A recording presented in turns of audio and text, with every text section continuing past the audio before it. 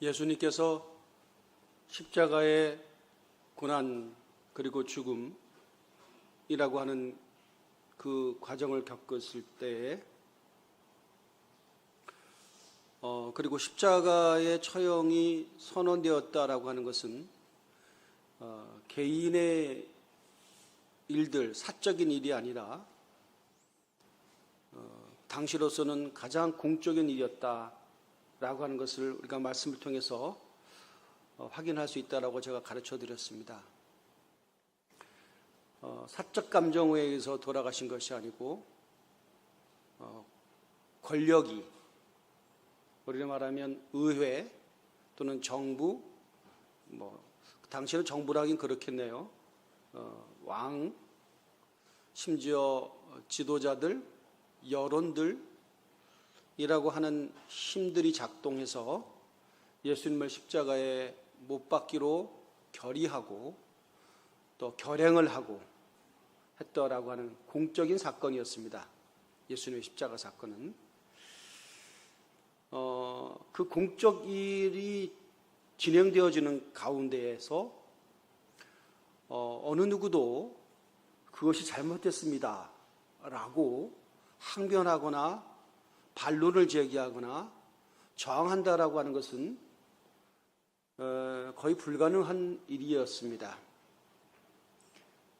그런 것들은 여러분 보시면 알아요. 어떻든 한 시대의 시대 정신이 지배를 하게 되어지면 거기에 반하는 것들은 힘들죠. 만일 예를 들면은 예수님의 십자가의 처형에 대해서 잘못된 의견입니다 라고 반대를 할 정도의 사람들이라면 적어도 예수님의 제자 정도는 되어야 되겠죠. 예수를 위해서 자기의 모든 것을 걸었고 심지어 목숨까지 걸겠다라고 자신만만했던 제자들이었기 때문에 적어도 제자들은 예수님의 체포나 또는 판결의 틈바구니 속에 뛰어들어가서 안 됩니다. 그건 잘못된 것입니다. 라고 저항을 했었어야 옳았습니다만은 아시는 것처럼 예수님의 십자가 처형까지도 아무도 제자들은 등장하지 않았습니다. 다 숨어 있었습니다. 본능이죠. 자기 생명을 부지하기 위한 그런 본능들이 작동하기 때문에 예수님께 받은 사랑 또는 그가 꿈꿨던 비전은 자기의 생명 앞에 한 줌의 한 줌거리도 안 되는 거였다라고 하는 것이었습니다. 그런데 성경에 보면 예수님의 십자가의 처형이 의결되어지는 것, 그 가운데서 저항했던 사람이 나옵니다. 그게 바로 뭐냐면 당시의 공회원, 사내들인 공회원이라고 해요. 당시에 유대에는 최고의 의결기관 또는 자치기구가 있었습니다. 그것을 사내들인 공회라고 했습니다. 71명으로 구성되어지는 제사장 또는 전 제사장, 전 대제사장, 또 전 대제사장, 또 지역 유지들, 유력 정치인들이 모여있는, 구성되어 있는 그런 의결기관 사내들인 공회의 공회원이었던 한 사람이 예수님이 새벽녘에 갑작스럽게 소집되어진 사내들인 공회에 예수님의 그 유죄를 선고하고 십자가에 못 박고 죽여야 된다, 사형에 처한다라고 하는 의결이 되어지는 과정 속에 이렇게 빨리 이게 왜 이렇게 속전속결로 가느냐, 왜 부당하게 가느냐, 왜 공정하지 못하느냐라고 항거를 하면서 우리 유대의 법에도 충분히 그 변증을 듣고 판결을 해야 된다라고 하는 것이 우리 유대인들의 율법 정신인데 이건 너무 빠르게, 이거는 잘못된 거 아니냐. 라고 최소한의 소수 의견을 강력하게 개진했던 사람이 있었습니다. 그 이름은 니고데모라고 하는 사람이었습니다. 그러니까 여러분, 글쎄 여러분은 어떻게 이해할지 모르지만요. 이룰 것이 많은 사람들은 모험하지 않습니다. 혁명은 누가 해요? 민초들, 이룰 것이 없는 사람들이 힘을 합쳐서 어차피 목숨 내놓았어라고 어쨌든 시작되어지는 것들이 이 세상의 변혁을 이루었던 혁명의 근간이었다라고 하는 것은 우리가 상식이라는 것으로 이해되어지고요. 기득권자들, 과진자들, 그죠? 그것이 뭐 재산이 됐든 권력이 됐든 명예를 됐든 이런 자들은요, 수구주의자가, 즉 보수주의자가 될 수밖에 없습니다. 지켜야 되기 때문이죠. 그러니까 다 판이 결정되어지고 무엇을 향해 간다는 것을 알기 때문에 그건 거기에 저항해봤자 소용없습니다. 그렇게 되면 자기 권력을 잃을 것이고 자기 생명도 부지할 수 없을 뿐더러 권력을 간 자가 한번 넘어지면 우리가 입에도 담기 어려운 얘기겠죠. 멸문지화. 자기뿐 아니라 자기 모든 가문이 다 송두리째 끝나버리는 엄청난 권력이 갖고 있는 속성을 누구보다도 알고 있는 니고데모라고 하는 사람이 예수님의 십자가의 의결에 대해서 저항했다라고 하는 겁니다. 안 된다. 잘 들어보고 하자. 그렇지만 다 그림을 맞춰놨죠.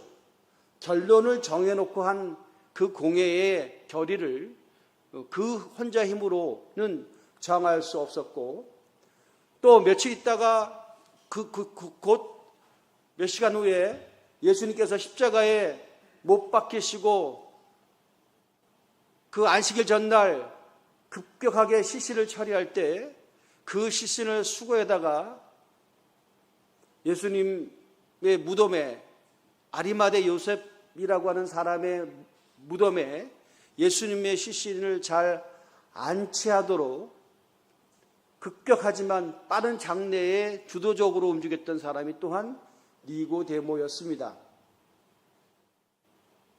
아직까지 예수님의 제자들은 나타나지 않았어요. 예수님이 돌아가셔도 그 시신을 수습하는데 제자들은 얼씬도 하지 않습니다. 왜? 엮이면 끝나는 거거든요. 그런데도 불구하고 니고데모라고 하는 사람이 그 현장에 등단을 합니다. 자, 제가 여러분들에게 소설을 얘기한 것이 아니라 성경에 있는 내용을 가지고 우리의 영적인 어떤 상상인가요? 그런 것을 조금 동원을 해보면, 약간 작가적인 상상이라고 칩시다.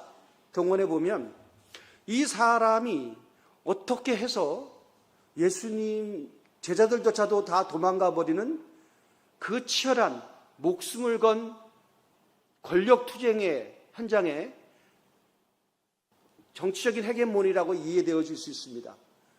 목숨을 내놓고 그렇게 과감하게 나설 수가 있었는가? 무엇 때문에 그랬겠는가?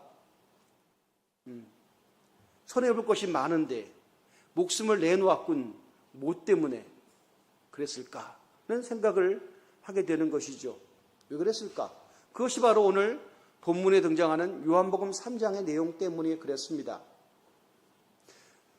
그러므로 우리는 이렇게 이해합니다. 아, 니고데모라고 하는 사람이 예수님을 직접적으로 쫓아다니는 12명의 그룹 또는 70명의 그룹의 제자의 명단에 들지 않아서도 예수님의 결정적일 때 하나님의 구속사의 섭리를 물밑에서 도울 수밖에 없었던 숨어있는 제자였구나 라고 하는 것입니다. 마치 엘리야에게 우리 하나님께서 바알에게 무릎 꿇지 않는 7,000명을 남겨뒀다라고 유래의 말씀과 선언을 통해서 하나님의 시대를 이끌어갔던 것처럼 드러나지 않는 감춰진 제자의 명단에 니고데모라고 하는 사람이 있었구나 라고 하는 사실입니다. 비밀스러운, 어떻게 보면 비밀병기였죠. 니고데모가 말입니다. 예수님과의 만남이 엄청난 임팩트가 있었다라고 하는 것입니다. 언제 만났죠? 오늘 요한복음 3장입니다. 예수님께서 유월절 때문에 예루살렘에 오셨을 때 아마 시기적으로는 몇 해가 됐던 것 같아요. 예수님이 십자가 못 박히는 그 해가 아니고 예수님께서 예루살렘에 유월절마다 올라오시니까 아마 초창기 사역쯤 됐을 텐데 밤에 한 지도자, 관원이 예수님에게로 찾아옵니다.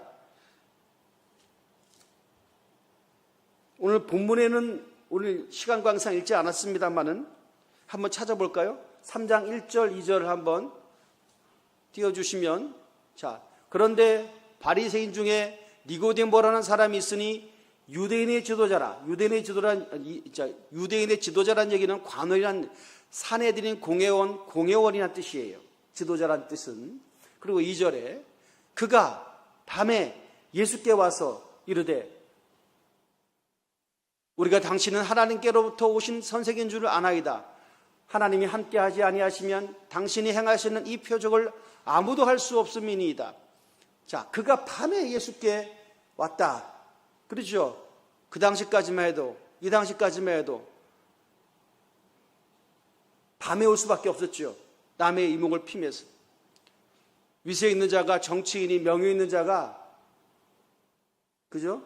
한 평범한 평민을 만난다라고 하는 것은 비공개적으로 만남이었기 때문에 드러나지 않는 밤에 예수께 찾아왔다.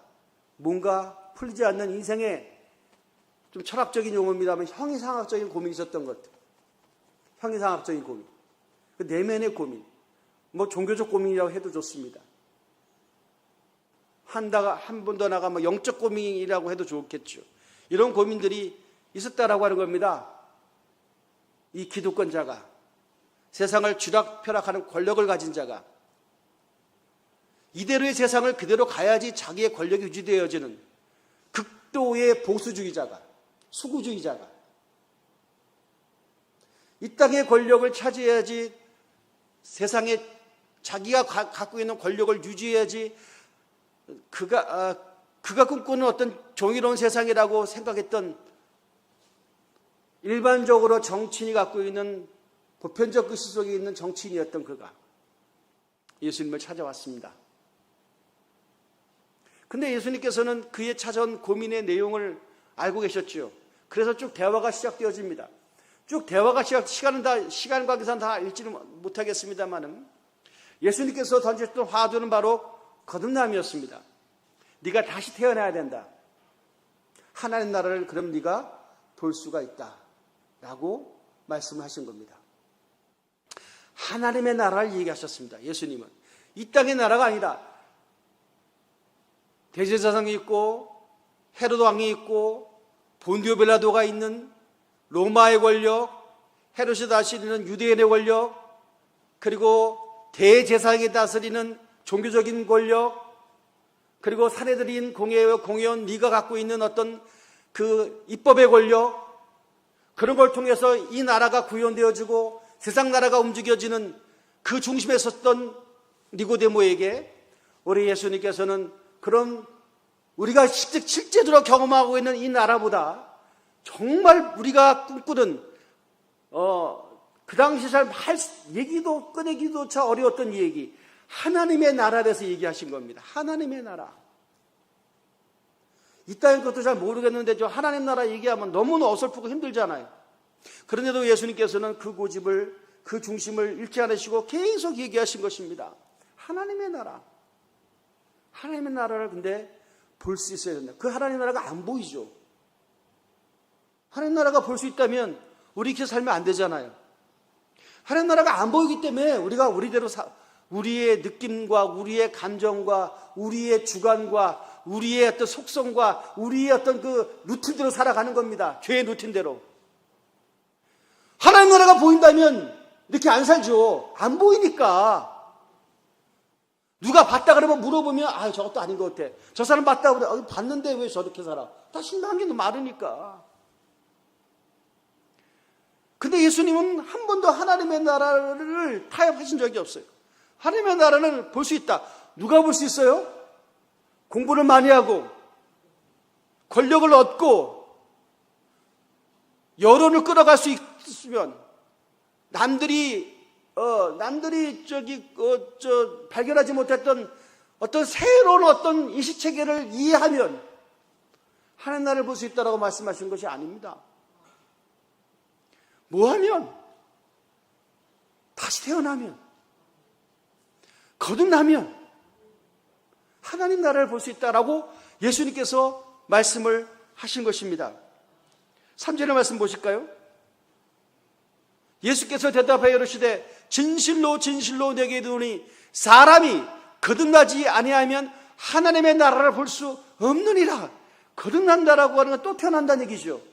여러분, 또 태어난다라고 하는 것이 니고데모에게는 청천벽력 같은 얘기예요. 나 또 태어나면 안 되지. 여러분, 또 태어나면 이전 것이 다 리세트 되잖아요. 그잖아요.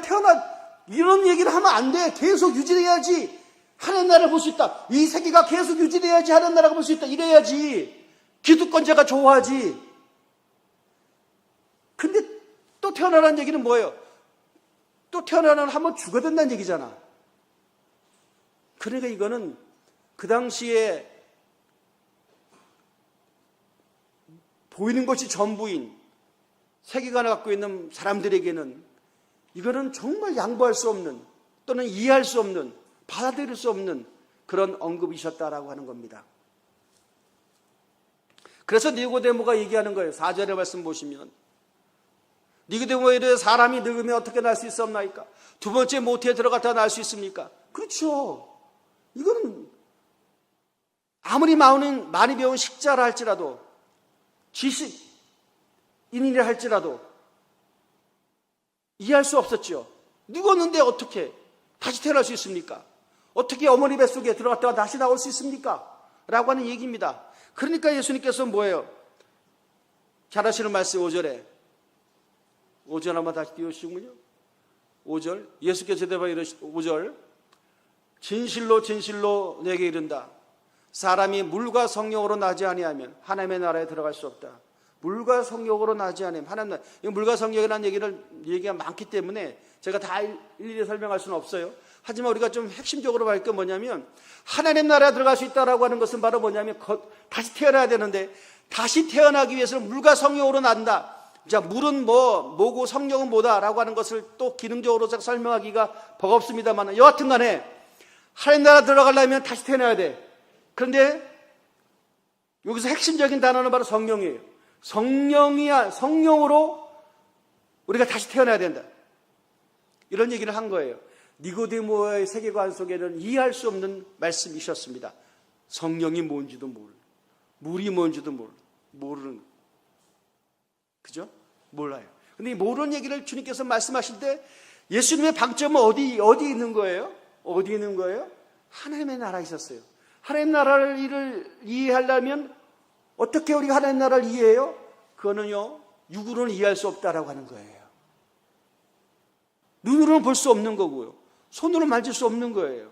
근데 여러분이 이 말씀을 듣고 은혜를 받아요? 그 은혜를 받는다라고 하는 것은 물론 귀로 말씀을 듣기 때문에 은혜를 받는다고 치지만 그 귀라고 하는 것은 예수께서 말씀하셨어요. 귀 있는 자는 들을지어다. 그런 말씀 많이 하셨잖아요. 그 귀는 어떤 귀예요? 오른쪽 왼쪽 물론 청력이지. 그렇지만 이 귀는 뭐예요? 영적 귀를 말하고 하는 거예요. 영적 귀라는 얘기는 뭐예요? 영적이란 말을 영적 귀라고 얘기하잖아요. 그러니까 영으로 말씀을 받아들이는 자, 육으로 말했지만 그걸 영으로 이해하는 자, 영으로 받아들이는 자, 이런 자들이 뭐예요? 하나님의 나라를 이해하고 인식한다는 거예요. 그러니까 이게 바로 세상 나라와 하나님의 나라의 가장 중요한 구분입니다. 영이냐 육이냐 그거예요. 제가 여러분에게 누차 말씀드립니다. 육으로 교회를 이해하면 이게 끝입니다. 뭘 입고 오느냐, 교회 누가 높으냐, 또 뭐예요? 그러니까 세상의 잣대와 기준으로 교회를 재단하고 인식하는 거죠. 그러니까 다 시험에 드는 거예요. 왜? 육으로만 보니까, 육으로만 이해하니까. 교회에서 누가 높으냐가 뭐가 중요해요? 교회에서는 예수님 외에는 높은 사람이 아무도 없는데, 높은 분이 아무도 없는데, 할렐루야. 그잖아요. 그러니까 영으로 이해되어질 하나님의 나라, 다시 말하면 교회는 하나님의 나라를 보여줄 수 있는 이 세상에서 가장 하나님과 나라에 가까운, 하나님의 나라를 묘사하고 하나님의 나라를 표현하고 하나님의 나라에 가장 가까운 곳이 바로 교회입니다. 할렐루야. 교회가 하나님의 나라라고 얘기할 수는 없어요. 왜냐하면 그렇게 얘기하면 이제 곤란해집니다. 교회가 만약 하나님의 나라라면. 왜냐하면 내가 지금 여기 있잖아. 교회에. 이 말이 무슨 말인지 아세요? 이 말의 의미를? 더 이상 설명하면 시험 들 것 같아서 설명 못하겠네. 그러니까 교회는 하나님의 특별적으로 하나님의 나라다라고 얘기할 수 없지만 하나님의 나라에 이 지상에서 가장 가까운 곳이 교회입니다. 할렐루야. 하나님의 나라를 가장 모방하는 곳이 교회입니다. 할렐루야. 그래야 되잖아요. 무슨 말인지 이해하셨어요? 어렵군요. 나도 이해 못하겠어 말하면서. 그러니까 영적인 얘기를 예수님께서 하는데, 영적인 얘기를 하려고 그러면, 이해하려고 그러면 어떻게 된다고요? 거듭나야 된다라고 하는 거예요. 다시 태어나야지만 하나님의 말씀이 들린다는 거예요. 할렐루야. 그 얘기를 하는 거예요. 그러니까 그래서 6절에 한번 보십시오. 6절에 육으로 난 것은 육이요 영으로 난 것은 영이다. 육은 육이고 영은 영이라는 거예요. 육이 영이 될 수 없고 영이 육이 될 수 없어요. 육적인 사람은 계속 육적인 사람이에요. 영적인 사람은 영적인 사람이에요. 할렐루야. 아멘. 그러니까 자꾸 영적인 얘기에 육적인 게 끼어들면 그게 힘들고 피곤한 거예요. 그죠? 육적이 모인 사람의 영적 얘기를 해보십시오. 정말 인기 없어요. 막 먹고 떨리고 막 육적인 얘기만 하는 데가 갖고 막 거듭나는 게 뭐고 막 영생이 뭐고 얘기해 보세요. 막 저리가 재수 없어 그러고 안 붙여준다. 끼워주지를 않아. 여러분 일주일 동안 그렇게 사셨죠? 육적 이야기가, 육적인 주제가 전부인 시간과 공간 속에 일주일 내내 여러분이 사셨어요. 그들에게 따돌림 당하지 않기 위해서 한 번도 예수 얘기한 적이 없어요. 그죠? 내가 너무 정확하게 봤죠? 한 번도 영적인 얘기를 한 적이 없어요. 그들과의 만남과 대화 속에는. 우리의 정체성이라는 게 뭘까요?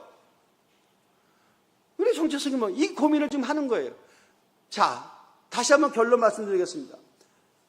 니고데모라는 사람은 나중에 서두에 말씀드렸던 것처럼 숨겨져 있는 비밀스러운 병기로서의 제자였습니다.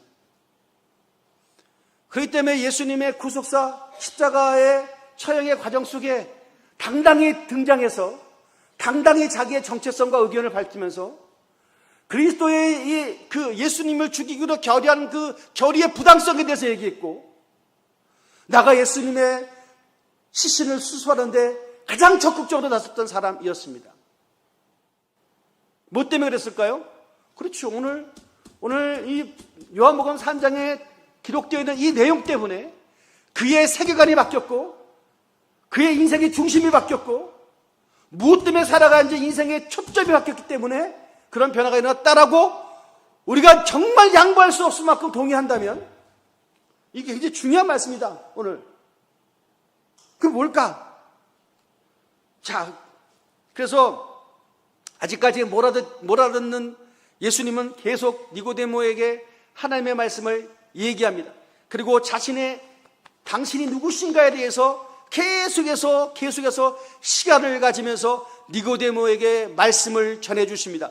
우리는 말하면 교육이고, 우리 또는 의식하고, 우리는 말하면 설득이고, 뭐 이런 거예요. 이런 과정이 계속 필요했어요. 니고데모에게 알아들어도. 그리고 결정적인 얘기를 합니다. 16절에 한번 건너뛰어서요. 16절입니다. 니고데모에게 하는 말씀. 하나님이 세상을 이처럼 사랑하사 독생자를 주셨으니 이는 그를 믿는 자마다 멸망하지 않고 영생을 얻게 하려 하십니다. 여러분, 교회에 나오면 제일 중요하게 암송하는 말씀이 요한복음 3장 16절 오늘 본문의 말씀이죠. 그죠? 이건 눈 감고도 아시잖아요. 하나님이 세상을 이처럼 사랑하사 독생자를 주셨. 그죠? 주일학교 애들도 다 아는, 요즘 주일학교 이런 거 하나 모르겠어요. 다 비었어요. 이건 너무나 아는 말씀. 근데 이 말씀이 어디에 등장하는 걸 했더니, 예수님께서 니고데모와의 대화 속에 이 말씀을 하셨네? 라고 오늘 확인했어요. 그죠? 그러면 이 말씀이 더 중요한 말씀이구나. 한 사람을 송두리째 인생관을 바꾸는 말씀이었구나. 보세요. 하나님이 세상을 이처럼, 우리는 기계처럼 외우지만 이처럼이 뭘까? 어떻게 사랑하셔서 이처럼 위에 나오죠. 하나님이 당신의 아들을 이 세상에 보내신 것처럼 사랑하셨다.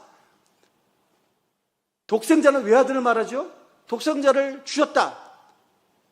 왜? 사랑하기 때문에. 여러분, 유대인의 최고의 지도자, 최고의 철학자, 최고의 선생이라고 하는 니고데모조차도 하나님이 세상을 사랑한다는 얘기는 처음 듣는 얘기야. 하나님은 죄에 대해서 심판하신 분이시고, 하나님의 정의를 구현하기 위해서 악한 것을 제거하고, 그리고 하나님의 택한 이 선민들을 구원하기 위해서 열방의 모든 이방민들을 다 제거하는 그런 하나님이시고, 그런 하나님, 그리고 우리가 하나님을 더 경배할 수 있도록 철저하게 하나님의 법칙을, 즉 율법을 이 세상에 주시사 율법대로 살게 하시는 그 하나님이시. 하나님이 사랑을 하신다? 아니, 하나님은 하나님의 방법대로 세상을 통치하시는 통치하시고, 양보하지 않는 우주의 율법을 세우시사 세상을 끌어가시는 주도자신 분이시지. 사랑을 하신다고요? 여러분, 사랑한다는 얘기는 뭐예요? 사랑한다는 얘기는 네가 좋은 면이 있으니까 그 좋은 면만 사랑하는 것이 아니라, 사랑한다는 얘기는 뭐예요? 허물이 있고 약점이 있고 실패를 했고 심지어 죄를 지어도 그 죄에 대해서 어쨌든 저쨌든 간에 품으시고 기다려주시고, 그죠? 하는 모든 어떤 그 마음들이 다 있는 것이 사랑이지. 그러니까 율법주의자 니고데모가 받아들일 수가 없는 거잖아. 그런데 그 사랑을 표현하기 위해서 하나님이 당신의 아들을 세상에 보내셨대. 그리고 나서 뭐예요? 인자가 그 전에 날 말씀이에요. 들려야 되는 것처럼, 광야에서 모세가 뱀을 든 것처럼 인자도 들려야 한다라고, 십자가에 들린다라고 하는 그 내용까지, 아마 시간이 없어서 다 설명할 수 없었지만 예수님은 그 말씀을 분명히 하셨을 거예요. 사랑한다. 여러분, 이 사랑이라고 하는, 그리고 그 사랑하신 그분이, 독생하신 그분이 누구냐면, 그분을 믿어야 된다는 거예요. 그 이름을 믿는다는 거예요. 그래서 그 믿는 것이 뭘까라고 했을 때, 이렇게 말씀하고 있습니다. 17절의 말씀 보세요. 계속 나와서 이제. 하나님이 그 아들을 세상에 보내신 것은 세상을 심판하려 하심이 아니요, 그로 말미암아 세상이 뭐 한다고요? 구원을 받게 하려 하심이라. 구원을 받게 하려 하시오. 18절에 그를 믿는 자는 심판을 받지 아니하는 것이요, 믿지 아니한 자는 하나님의 독생자의 이름을 믿지 아니함으로 벌써 심판을 받은 것이라. 믿는다라고 하는 건 뭘까요? 여러분, 믿는다라고 하는 건 뭘까요? 믿지 않는다는 것도 뭘까요? 믿는다라고 하는 것은 예수님이 하나님의 독생자이심을, 그리고 그가 구원자이심을, 그가 구약에도 예언했던 그리스도이심을 믿는다라고 하는 것입니다. 믿는다라고 하는 그것이 바로 뭐예요? 그토록 예수께서 서두에 쭉 말씀하셨던 사람이 거듭난다라고 하는 것, 다시 태어난다라고 하는 것, 성령으로 다시 태어난다라고 하는 것, 그것이 가능하려고 그러면 그리스도를 믿는 겁니다. 예수님이 하나님의 사랑을 이루시기 위해서 육신의 몸을 입고 이 땅에 오시고, 그리고 우리에 대한 하나님의 사랑을 보여줬다는 사실을 믿는 겁니다. 그게 바로 믿음이란 얘기예요. 그럼 우리가 어떻게 되는 거예요? 그렇게 돼요. 서두에 말씀드린 것처럼 거듭남이라고 하는 거. 거듭남과 그리고 뭐예요? 영생, 영원한 생명이 우리에게 주어진다. 선물로. 할렐루야. 자, 이 이야기를 지금 예수님께서 니고데모에게 쭉 하셨다라고 하는 것입니다. 그러므로 그 니고데모의 변화는 결정적일 때 그리스도를 배신하지 않고 그리스도에게 진정한 신앙 고백을 했으며, 잃을 것이 많은 그가 다 잃어버린다 할지라도 그리스도를 지키고 그리스도의 구속의 섭리를 이루는 그 중심에 섰다라고 하는 것은 그에게 뭐가 이루어졌기 때문에? 거듭남이 이루어졌기 때문에. 그에게 뭐가 주어졌기 때문에? 영생이 주어졌기 때문에.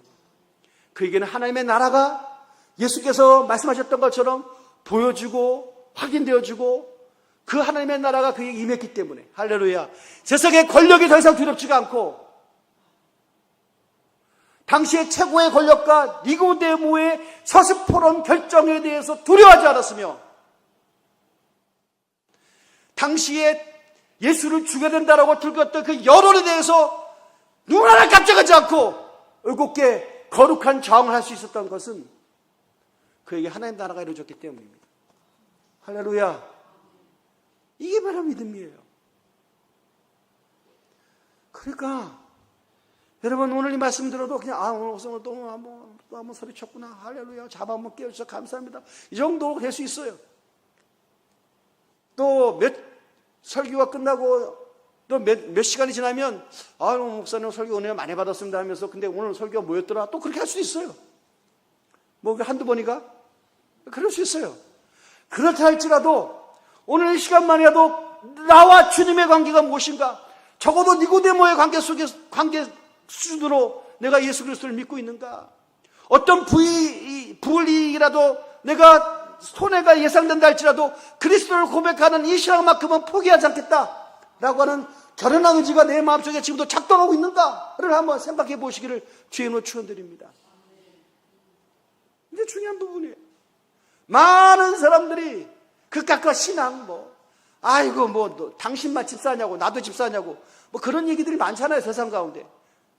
술 한잔 따라주면 나 교회 다니는 거 안 마음에 들어. 야, 나도 교회 다녀. 그런 얘기들 많잖아요. 없습니까? 나 바쁜데 오늘 이번 일요일날 김대리 오늘 시간 나지? 저 안 됩니다. 왜? 저 교회 가야 돼. 야, 교회사가 지금 급한데 당직을 쓰든지 뭐 하든지 당신이 교회 나도 집사야? 부장님이 얘기하면. 그런 얘기 많잖아요. 여러분, 회사를 포기하라는 얘기는 아닙니다. 신앙이 뭔가를 여러분 생각해 보십시오. 내 신앙 고백이 진짜인지를 한번 생각해 보자는 거예요. 그 얘기는 뭐냐면, 적어도 거듭남이라고 하는 부분 속에 내가 영적인 충격을 받은 자라고 하는 흔적이 있다면 우리는 쉽게 타협할 수가 없어요. 쉽게 포기하고 연약해질 수가 없다라고 하는 것입니다. 여러분, 이게 믿음이에요.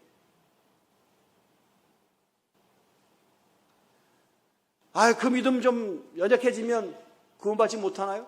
저는요, 그건 또 다른 별개의 차원이에요. 신앙으로 살았다가 우리가 실족할 수 있어요. 넘어질 수 있단 말입니다. 그러니까 실수할 수도 있어요. 잘 가다가 가끔씩 떡수를 둘 때가 있어요. 그렇다고 해서 우리의 신앙이 취소되거나 천국으로 결정되었던 우리의 운명이 지옥으로 바뀌지는 않아요. 안심하십시오. 그렇지만 우리에게 뭐예요? 부끄러움이 있다는 겁니다. 부끄러움이 있어요. 야, 내가 그것뿐이 안 되나? 내가 그렇게 과거에 걷던 신앙 고백이란 게 뭔가? 근데 순간에 어떤 이런 것 때문에 금방 내가 무너진 것인가? 라고 하는 엄청난 자괴감들이 자기를 고통스럽게 만들어야 되는 거예요. 그러면서 우리가 이전보다는 실수의 빈도수가 낮아지고 신앙의 그 순수한 어떤 그 탁도라고 하죠. 그게 점점 맑아지기 시작합니다. 어쨌든 오늘 신앙의 출발점은 내가 예수 그리스도를 진짜 신앙의 구원의 주로 인격적으로 고백하고 있는가? 그분을 만남이라고 하는 것이 한낱 단순한 어떤 교리적인 고백이나 남들이 적어준 정답을 그냥 외우는 것으로 적당히 타협한 것이 아니라 이 시간 정말 나의 구원의 주 예수 그리스도, 내가 그분이 없으면 내가 구원이 이루어질 수가 없고 내 저 천국이라는 것도 주어질 수 없고 내 마음의 평안도 주어질 수 없고 내 운명이라고 하는 것도 천국이 아니라 가장 극악한 심판의 불꽃이 떨어진 지옥이라는 사실을 안다고 한다면, 목사님 자꾸 또 지옥 같은 얘기, 아니 지옥 같은 얘기가 아니라 이게 사실이기 때문에 얘기하는 거예요. 중요하기 때문에 얘기하는 거예요. 이게 해도 그만 안 해도 그만 할 정도의 말씀이라면 그냥 저도 안 하죠. 제가 점점 설교의 빈도수가 올라가면 올라갈수록 그냥 미사려고 좋고 막 이런 남들이 듣기 좋은 이런 것보다는 그냥 원색적이 될 수밖에 없더라고요. 가장 중요한 그것만 깊이 얘기하는 거예요. 여러분, 예수님 믿어 제대로 믿어야 돼요. 할렐루야. 신앙생활하면 바로 해야 되는 거예요. 이래도 좋고 저래도 좋고 하는 것은 정말 우리에게 너무나 많은 시간이 남아서 그냥 그냥 새털같이 마른 날, 그냥 너무나 많은 세월 앞에 숨도 차실 수 없어 눌려서 할 정도의 그런 여유가 있는 분들은 적당히 신앙생활 할 수도 있어요. 그러나 인생의 날이 그렇게 말지 않고 하나님의 신앙 고백할 날이 멀지 않으면 극명한 신앙 고백이 있기를 바랍니다. 할렐루야.